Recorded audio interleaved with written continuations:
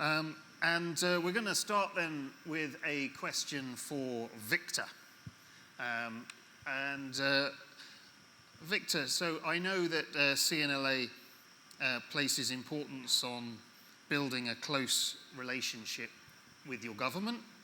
Can you share an example of a win that you have achieved for your industry that resulted from your advocacy efforts, and tell us how you managed to achieve that?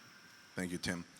So the Canadian Nursery Landscape Association had a bit of a battle in Canada where our sector in ornamentals, other sectors, some government agencies weren't really considering us part of agriculture in the traditional sense, which created complications on access to things like risk management programs.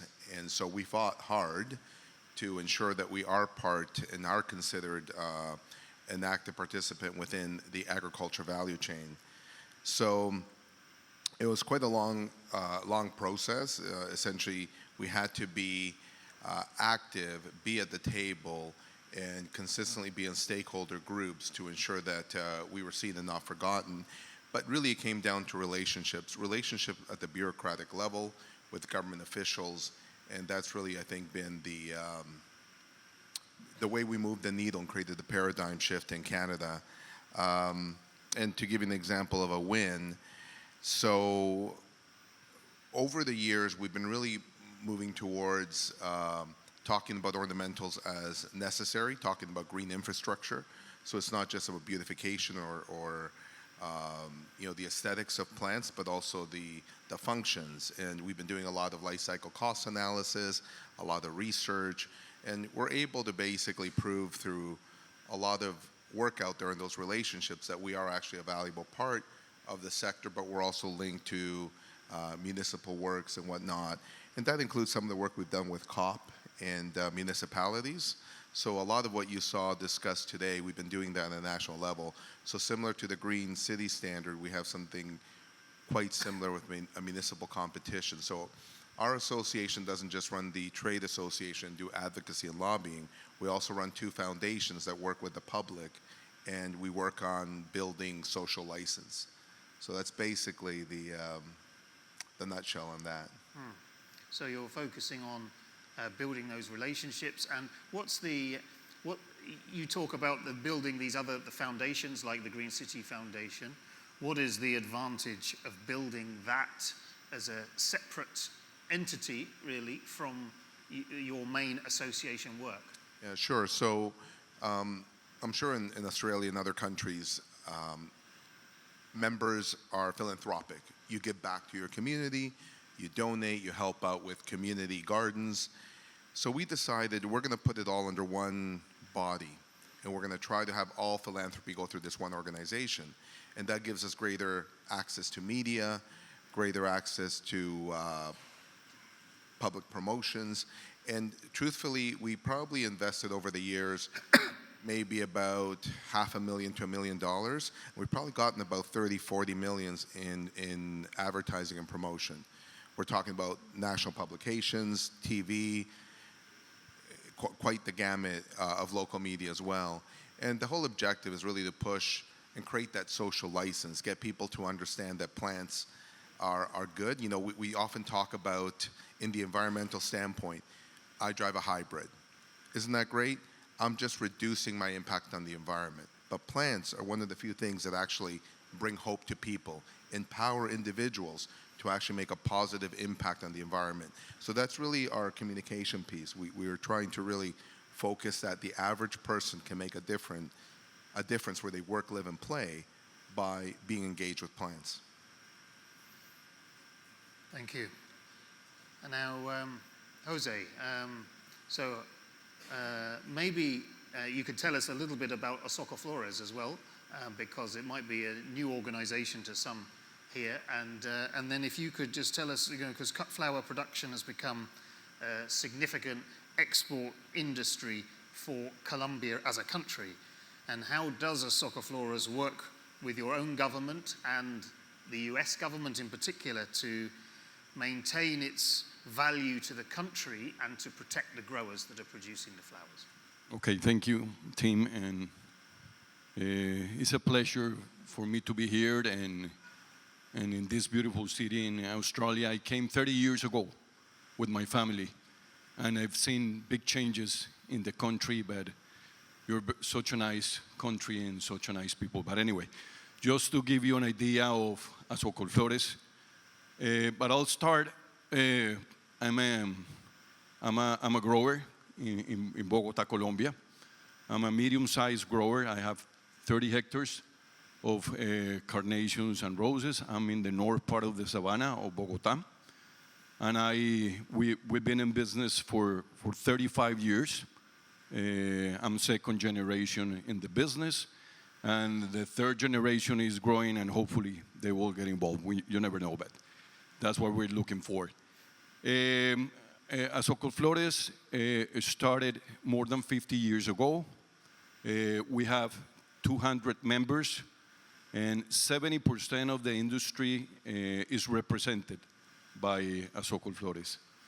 The total export of Colombian flower business is $2.4 billion, and we export around 340,000 tons of flowers to more than 100 countries in the world.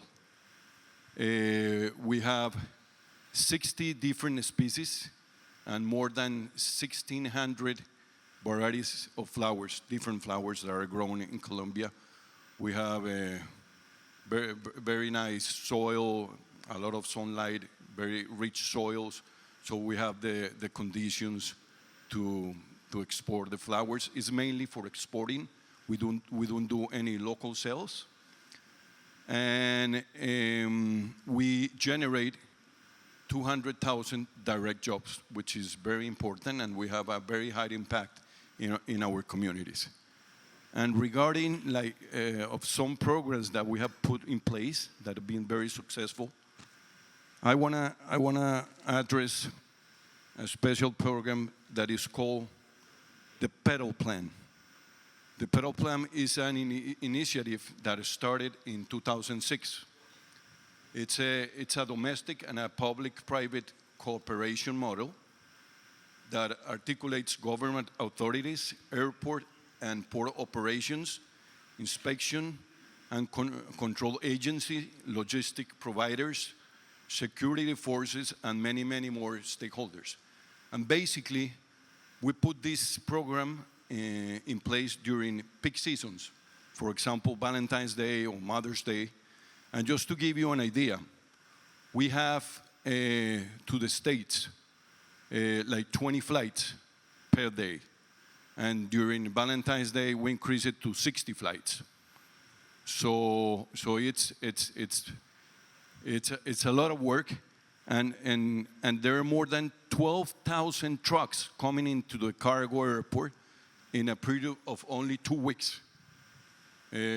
So it's only in one day this year we have the record of 680 trucks delivering flowers to the airport.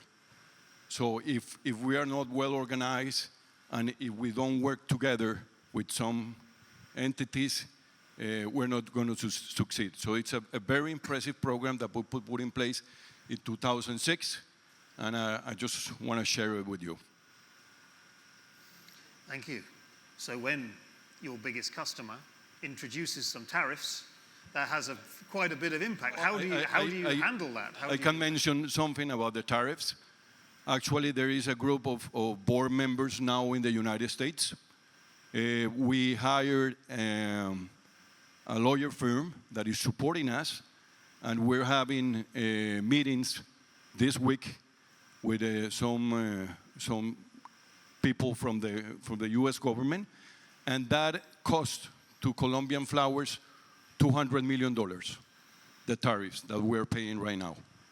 So we are doing a lot of lobbying, trying to at least to reduce the percentage of not getting the tariffs. You know, Ecuador, which is our bigger competitor, now they've been doing a very good advocacy job, and I think they're going to be, the tariff is going to be zero in the coming future. Okay, good. And in terms of the relationship with your own government, I know this is going to vary depending on the color of government that's there at one time. And you've had a particular challenge with a new policy on minimum wage, for example. How are you working to connect with your own government in Colombia? We're having very challenging times at this moment. And just to give you an idea, the workforce in Colombia is around 20 million people, but only in for minimum wage people is 2,400,000. And basically, what the government does is that every year in December, we have conversations with the government. So the government is there, unions are there, institutions are there, and according to inflation rate and some other figures that we check, they come with a number, with a percentage, and they say, okay, the minimum wage is going to increase by this percentage. So during the past 4 years, the minimum wage has going up more than 100%. And in our particular case, with labor, is our higher cost is more than 55%. So we're having difficult times if you talk about tariffs, if we talk about minimum wage, and the other thing is that the peso is revaluating against the dollar. So it's not an easy moment for Colombian growers. But and the other thing is that we are in an election year. So the president has the last word, and that's why he came up with a 23% increase in minimum wage. So that's difficult. Yesterday we had elections, and we hope there's going to be a big change, but there are a lot of challenges to come in the near future. Thank you. Thanks, Jose. And I want to go to Leonardo now. Leonardo is currently president of AIPH, but formerly he was president of his Italian association. And I wonder whether, during your leadership of ANVE, you found yourself in the midst of the Xylella crisis. Xylella and COVID. Xylella and COVID, okay, yeah. And which had a major impact on the Italian industry and the olives and everything. So what was your strategy with politicians to get the support the sector needed? Thank you for these questions, and good afternoon, everybody. Basically, first of all, you have to understand that when you want to discuss about regulation in Italy, as in the rest of Europe, you have to discuss at least at 3 different levels, because we have the European level, the national level, and the regional level. All of these levels have a power to change rules. Of course, the national level should be more restrict of the European level, as the regional level should be more restrict of the national level. This is the hope, but sometimes the things are different. About Xylella, the story starts in 2013 when some researcher found the first spot, the first infection of Xylella in the southern region of Italy.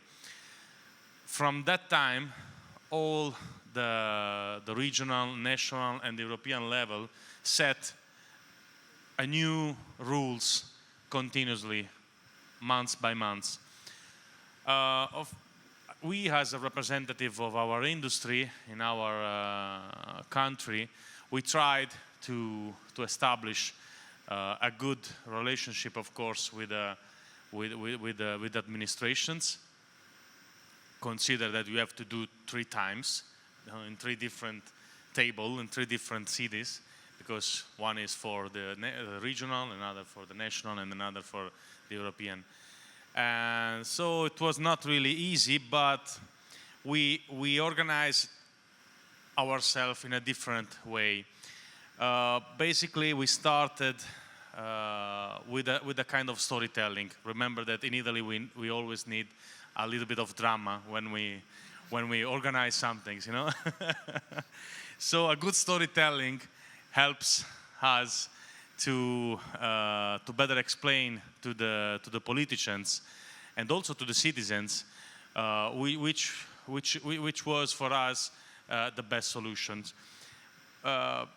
Basically, starting from the economical impact of this bacteria in the territory, and we cannot just tell about the economical impact on our industry, but we had to tell to the people also about the impact on their everyday life.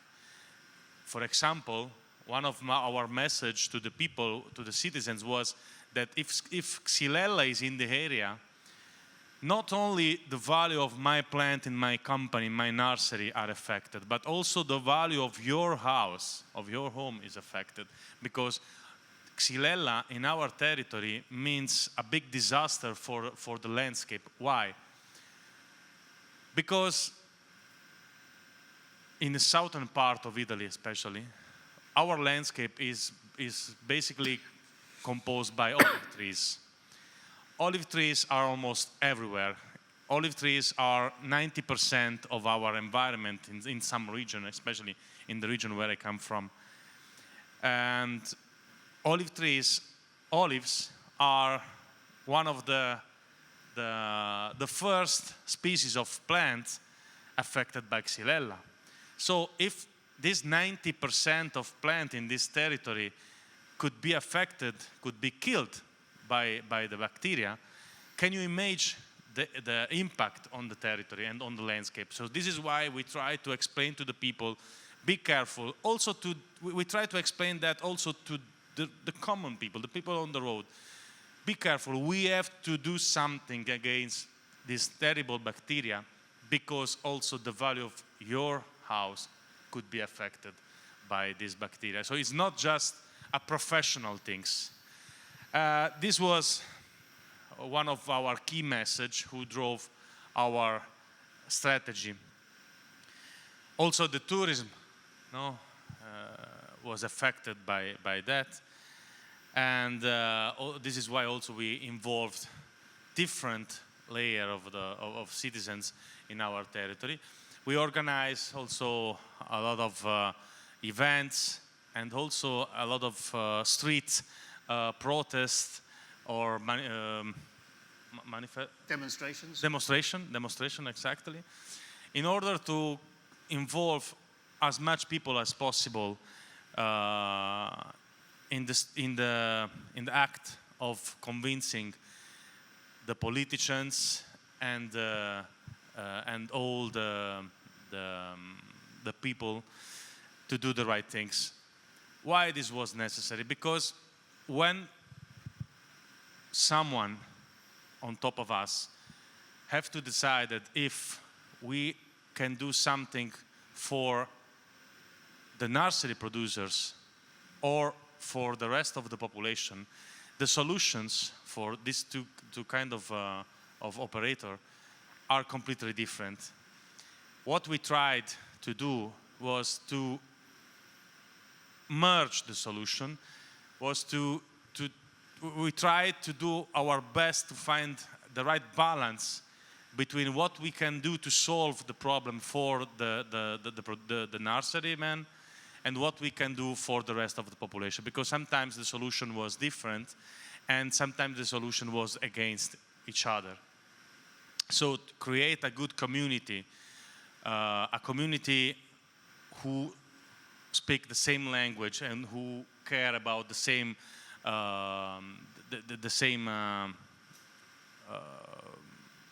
solutions was our strategy. In the end, we as association of Italian nursery exporters producers, we tried to be the opinion leader of this at that moment, in order to draw the solution in our direction. And Yeah, well, I wrote just some sentence. The problem was that ornamental horticulture could be relevant for someone. The problem is that the value is often invisible. So this is why we convinced all the people that act to save us as a plant producer was one of the strategy to save the rest of the territory against this terrible bacteria. To close, why it was important, because if we can still produce plants, maybe we can replace also the dead plants. So this is. Okay, thank you. And extremely high profile, emotional time for the whole of the region, as it was affected the whole region. And I have to add some things. Remember that when there is a solution who can be positive for the majority of the people, but not for just a small part of the citizens, like we are a small part as a plant producer, normally the politicians follow the majority. So this is why for us was important to use all our leverage to be as much visible as possible. And this is why the strategy to do that in Italy is to make a drama. And you were successful in getting that support from the government? Yeah, luckily, yes, because we convinced them, but it takes time. Yeah. We takes more than 4 to 5 years, to start with the right strategy.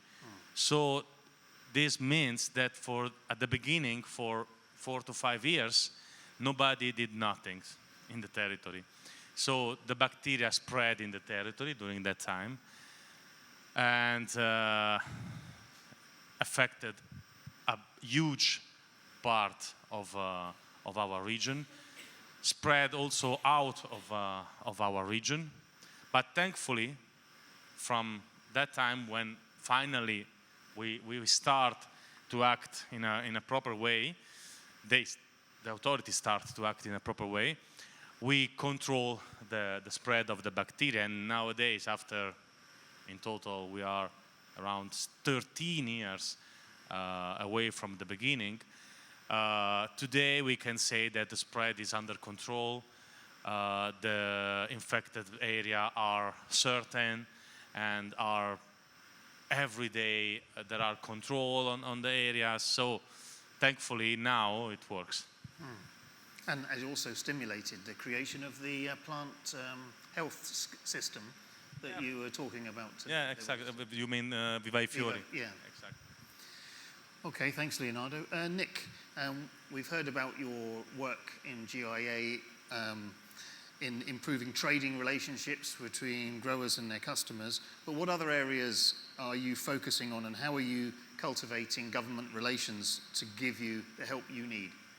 All right, okay. Thanks, Tim. So what we are doing, I think it's probably important to step back a little bit here. And at the GIA, the state associations are our members.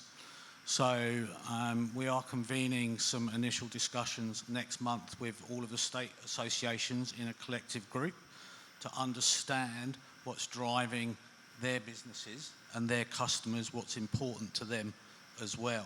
So what's come out of that, we've done some initial pre-discussion before we all meet together in one group, and there's a few things that stand out, and it's kind of as Mark said, that the Bunnings thing needs to carry on. That's big for our advocacy work going forward.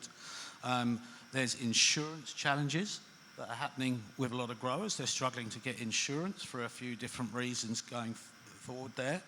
Also, I mentioned earlier in my presentation, it's about how we attract younger people into the industry. I mentioned that there's a few mum and pop operations. The kids don't necessarily want to come in to that working environment for a couple of different reasons. It's physical work, it's hard work, and it's not extremely rewarding at this stage. And some of these chaps are sitting on significant pieces of land that they can do there. So at the moment, there's probably a few more people leaving the industry than are coming into the industry. So we've got to change that around, particularly as demand is still there. And if we look forward in Australia, we've got the 2032 Olympics to look forward to, and landscape, and we're still searching and building new houses. So demand is certainly there for that as well. So it's really important that we get after those are the real key things that we're working on at the moment.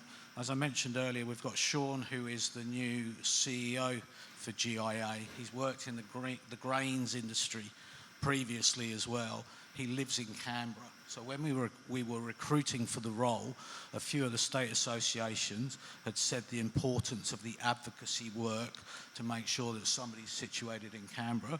He'd done a lot of work previously with the grains industry. He's very well connected in government. But also with Sean, he's got a strong commercial brain as well, which helps understand and sympathise with a lot of the growers. So it's a changing environment, but he's doing a good job so far. So those are the main things that we're working on. Great. So I wonder if any on the panel want to share any examples when your lobbying or activity didn't work. Sometimes it doesn't. What did you learn from that? Anyone have anything they want to offer up for that? Victor. Yeah, I'll answer that.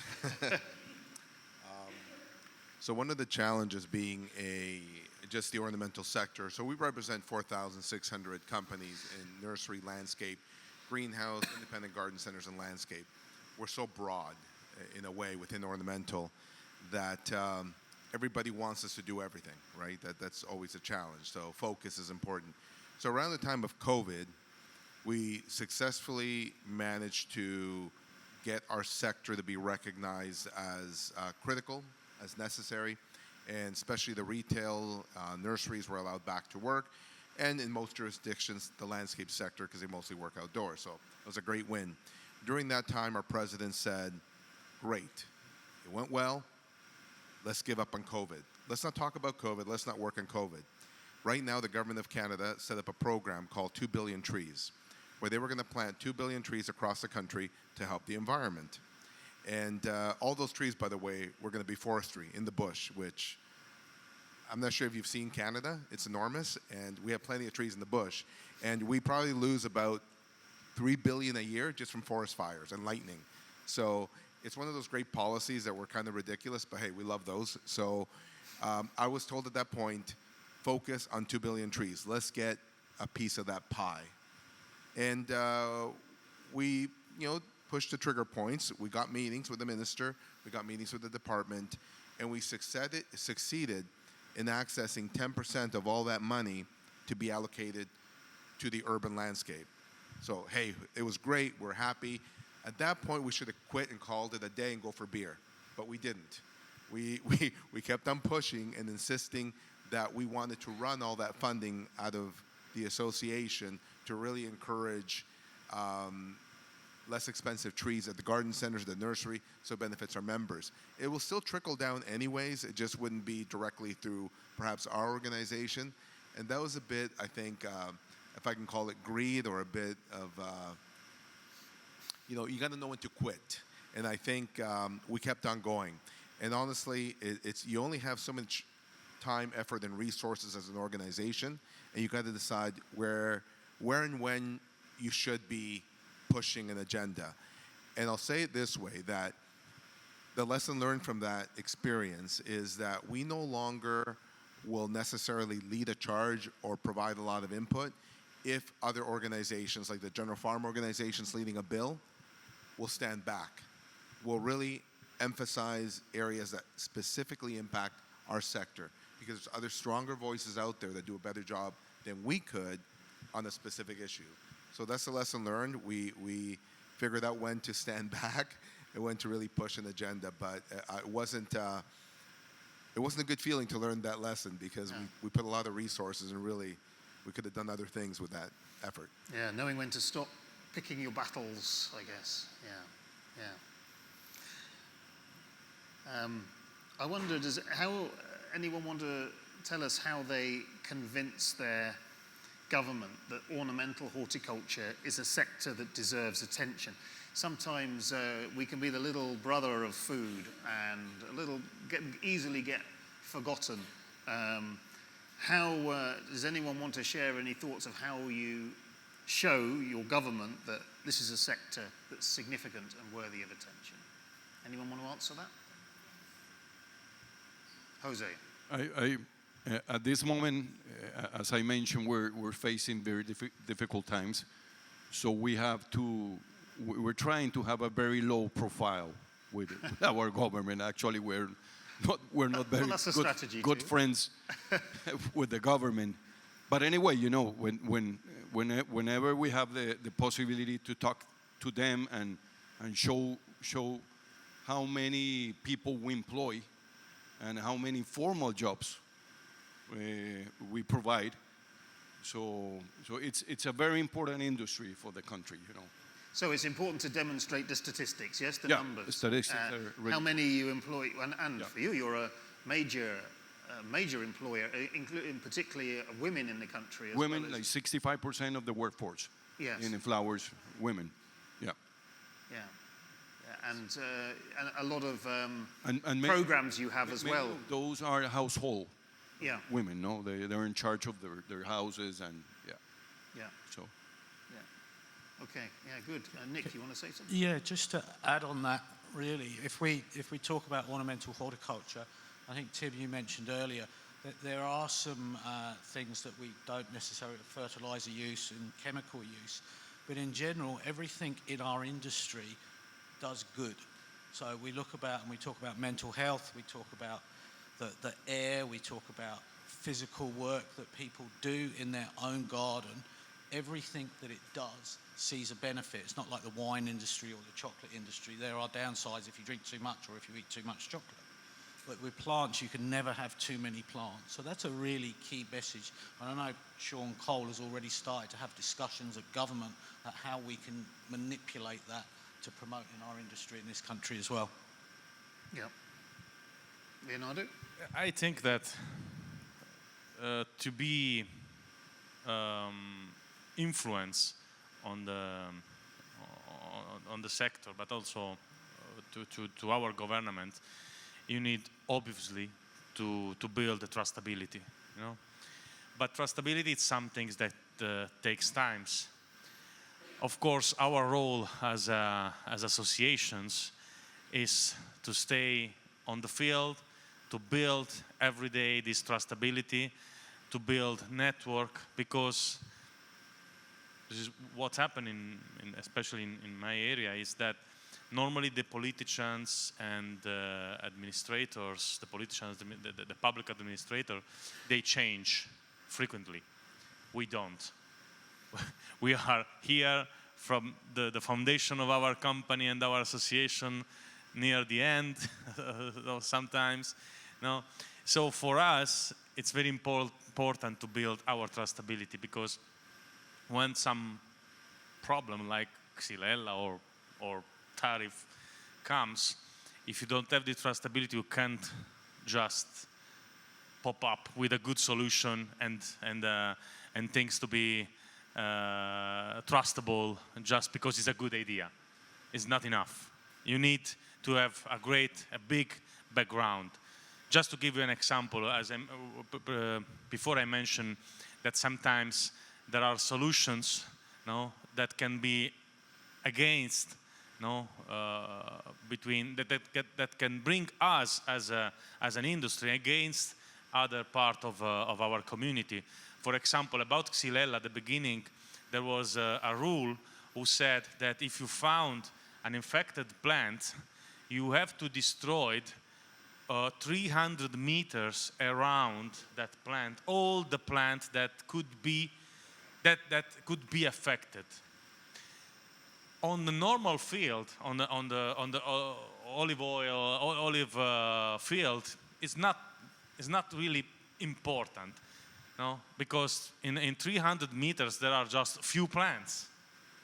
But in a nursery plant like our plant, in 300 meters there are thousands and thousands of plants, and these rules doesn't provide any kind of restoration for that. Okay, so we arrived at the table at that time asking to the administration, please, maybe maybe it's necessary to change this rule and to adapt in our case, because for us it's a disaster, and maybe you are going to destroy a lot of non-infected plants. Why don't we analyze with a good trustability, with a system, the plants around, and maybe after the positive, after a negative result from this analysis, you can leave the plant there and avoid to destroy thousands and thousands of good plants. So thanks to our trustability we built in the previous years, we obtain a good compromise, and they reduce this buffer zone from 300 meter to 50 meter. So it was reasonable. So it's about keeping that relationship, you say, not just popping up when there's a problem. I know the Horticultural Trades Association in the UK for many years have sponsored an all-party parliamentary group of members of parliament, and they use the time through the year to keep educating them about the industry. They take them to Chelsea Flower Show, they take them places, they show them. So when there's an issue comes up, like a big campaign against peat, for example, which is a big political issue in the UK, then they've got a little force of parliamentarians who are ready to stand up for the sector, and because they already know it and they're familiar with it. But if you just go in at the last moment, they're not ready. They don't know who you are. Why should they? Yeah. So it's building that relationship, that insurance policy for the time in the future. But they change all the time, so you never end. It's a never-ending job to do it. Does anyone have any questions for the panel or comments or from your own experiences in this area? There is one. There's one. Oh, Glenn. That's good. Here we go again. I didn't want to disappoint. No, I would have been very disappointed. So no, my question goes to all of you, and I don't expect an answer straight away. I'd actually like to see you guys over a beer tonight talk about this. It's the cost of advocacy in an organisation, and what is a price that a grower should pay to have a peak organisation advocating on their behalf?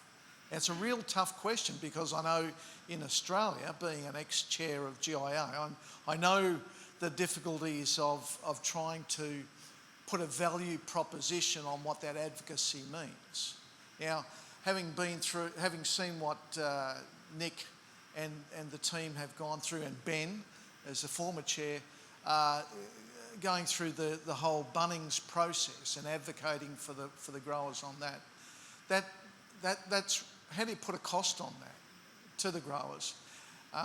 So it's more of a statement about it's about building trust, both outside the organisation, but building trust within it about the job that you're doing as advocating, and then putting a price on it. And it has to be a sensible price, not one that the organisation is going to struggle with. So it's more of a statement and a question to you guys to sort out over a beer. But I think there is a cost of advocacy, and it's not well understood by the growers and the members in organisations, but having worked at those sort of levels, it does cost. Yeah, I think it certainly does come with a cost. Not having it comes with a greater cost, and this is the bit that is harder to prove, because you can't put a cost on what you prevented, and sometimes that work of advocacy to members is hard to show the value, because every day they're not seeing a benefit to the business, but you have to show them that they would have seen a worse situation without it. Maybe. Anyone want to comment from the panel on that? I have one comment regarding advocacy, and it's in our association we have all type of members. We have huge operations, more than 2,400 hectares. They employ 30,000 people. They have investments in Ecuador, in Colombia, in Kenya. And we have very small growers, less than a hectare.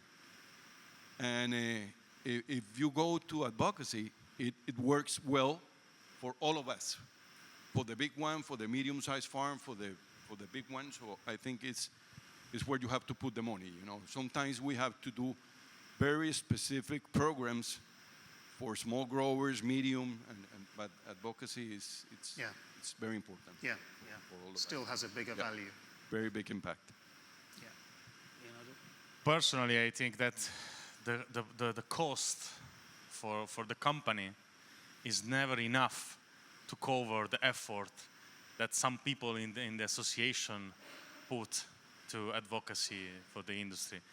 Luckily, there are some people who wants to dedicate part of their life to protect the colleagues and to how can I say, to harvest the industry in somehow, okay? But yeah, the bad example, which I take really as a bad example, is that is the case when the times are tough. Normally, the association grow because more people look at associations only when the times are tough. You know? Unfortunately. But fortunately, there are people who love to dedicate this time, to part of their time to these activities, but nobody will cover the cost for them enough. Yeah, these are the times when the association proves its value, when those times come. Yeah. So I don't think it's a simple answer of an actual financial number. You can spend millions and be unsuccessful, and you can spend very little and be very successful. Advocacy is not something you start on a whim or you start today and expect a result tomorrow. You have to be working on it and build your political capital over time. How many committees do your members sit on? How many bureaucrats can you call? I know we have at least access to 5 ministers at any given time. We have access to chief of staff. We sit on various committees. That didn't happen by spending millions of dollars. It's spent by people like Bill and our members being there and actively pushing things that they have a passion in, and we as staff facilitating that role and having perhaps the intellectual capital in the office to be able to answer difficult questions and reply to policy papers and inputs as they come along. The cost, the better way of asking the question is, what does it cost you not to have advocacy? So if your nursery all of a sudden is hit with something and you have millions of losses, what do? You should be able to call someone and get some help. The alternative is you close your doors. But the truth is, if you're a member and you have people who are non-members, they're still in a way getting the same value, except that the members maybe have access to information prior to anyone else, and that is a competitive advantage in today's environment. So I think for me that's the challenge. It's not necessarily what it costs you, but it will cost you not to be involved and engaged. Good. Graham has a question over here.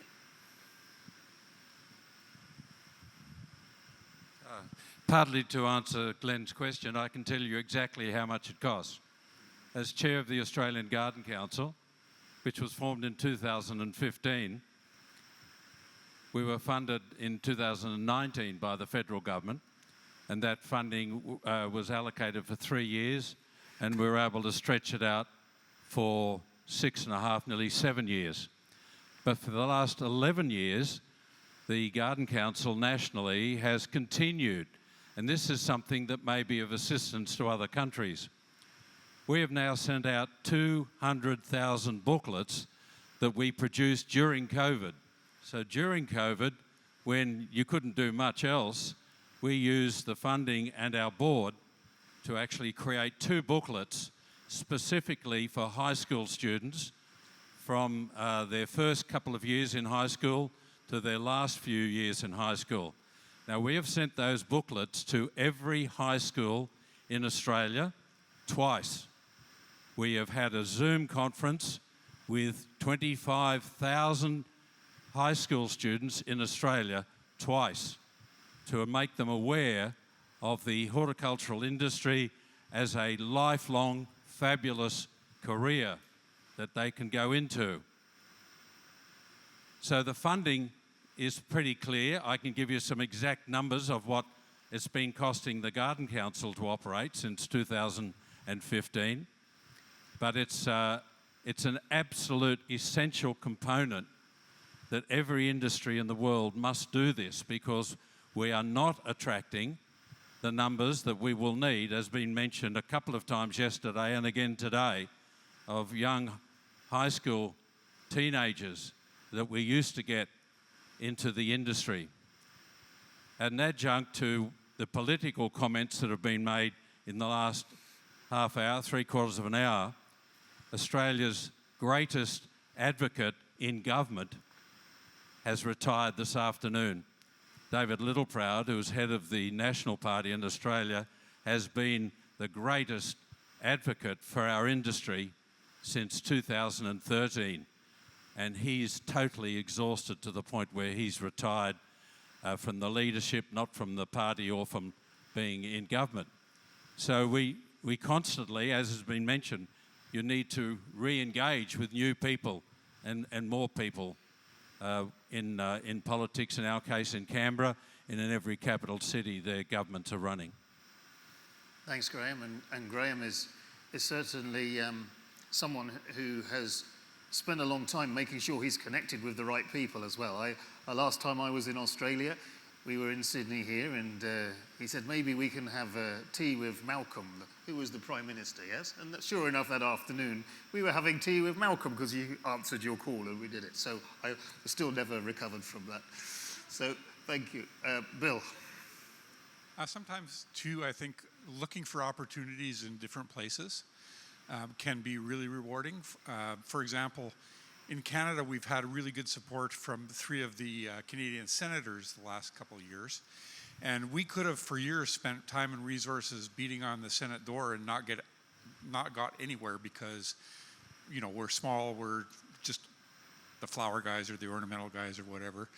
But by inviting them to a panel presentation that we had in Dubai at COP, now they're our biggest supporters.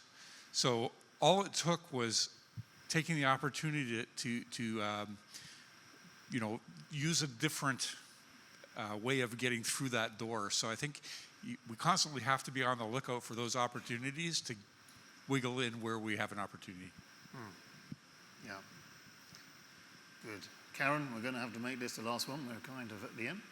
Karen.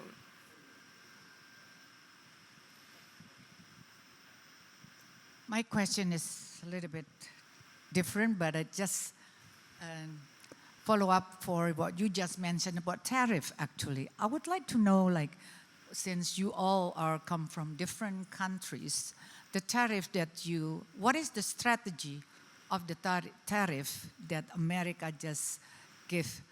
Like, we got also a lot, but not much as Vietnam.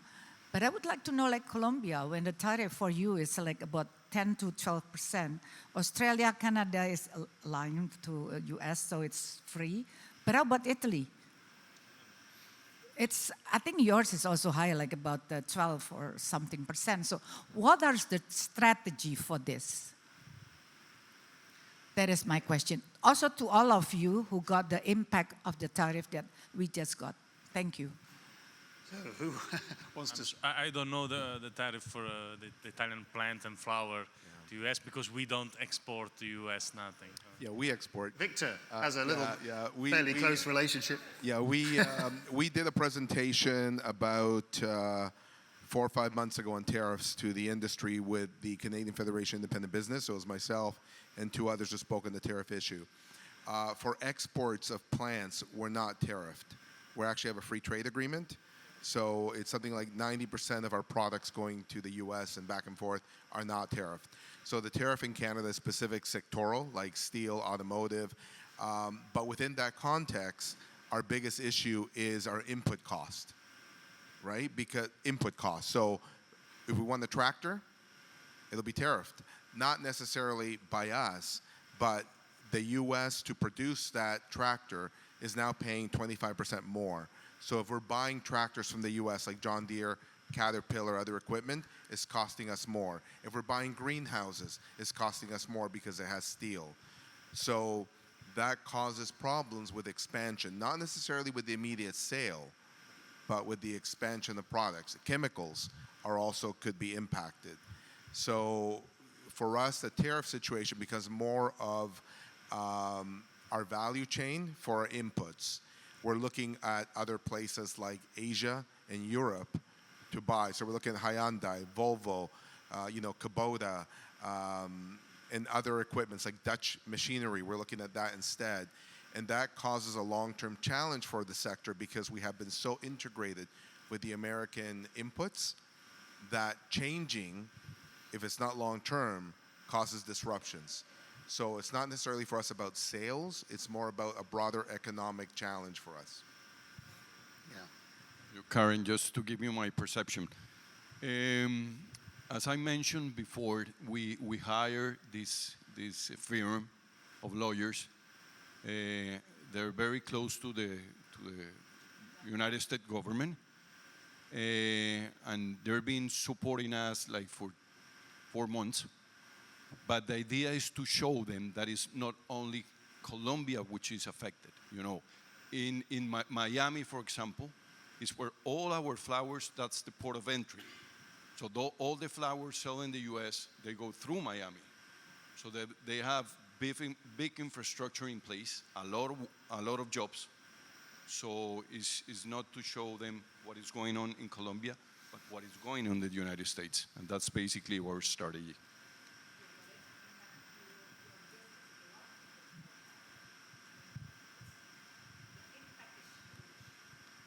It's very, very big. Yeah. For us, it's $200 million,